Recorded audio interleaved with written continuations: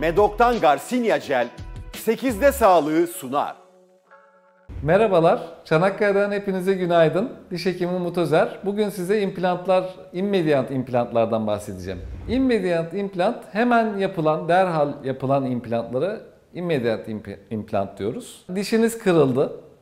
Dişi çekip anında yerine bir implant yerleştiriyoruz. Bu şekilde yapılan implant immediant implant oluyor. Hemen derhal yapıldığı için de bekleme süreleri olmuyor. Tabii belli başlı şartlar uygunsa bu şekilde yapabiliyoruz bu implantları. Çok böyle terminal kanser vakası değilse, şeker değerleri uygunsa hastanın, enfeksiyon yoksa dişinde yapılabiliyor. Yani bu tür hastalarda bu immediant implant konusunda bir takım tabii klinik muayene de önemli. Geliyor kliniğimize, muayene ediyoruz. Uygunsa derhal hemen yapılabiliyor implant.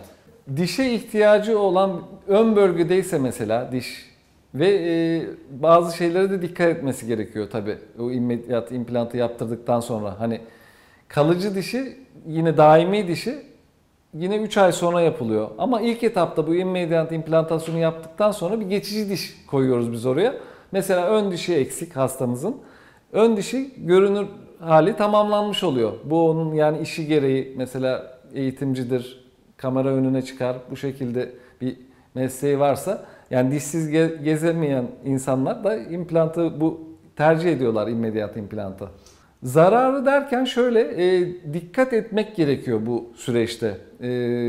Çok dikkatli olması gerekiyor hastanın. Dikkat etmezse bunda bazen fail yaşanabiliyor. Yani implant kaybıyla sonuçlanabiliyor. Ne bileyim sigara içmemesi gerekiyor.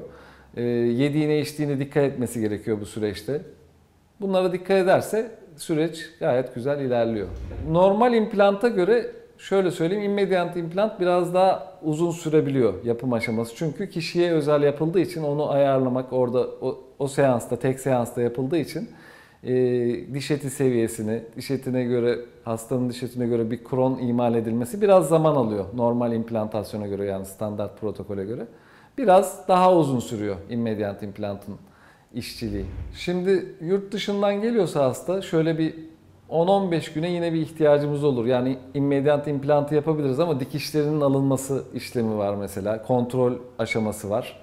Bir de dediğimiz şeylere çok dikkat etmesi gerekiyor. Yani bu tip tatil döneminde hani bu sınırladığımız, demin bahsettiğimiz sigara, işte yeme içme konusunda o dişlere dikkat ederse tabii ki yaptırabilir yurt dışından gelen hastalarda. Daha sonra 3 ay sonra da kalıcı dişini yaptırmak için tekrar gelip ölçüleri alınır.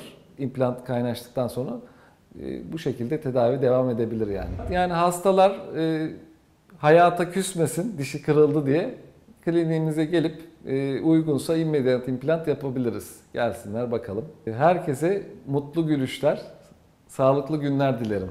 Medok'tan Garcinia Gel 8'de sağlığı sundu.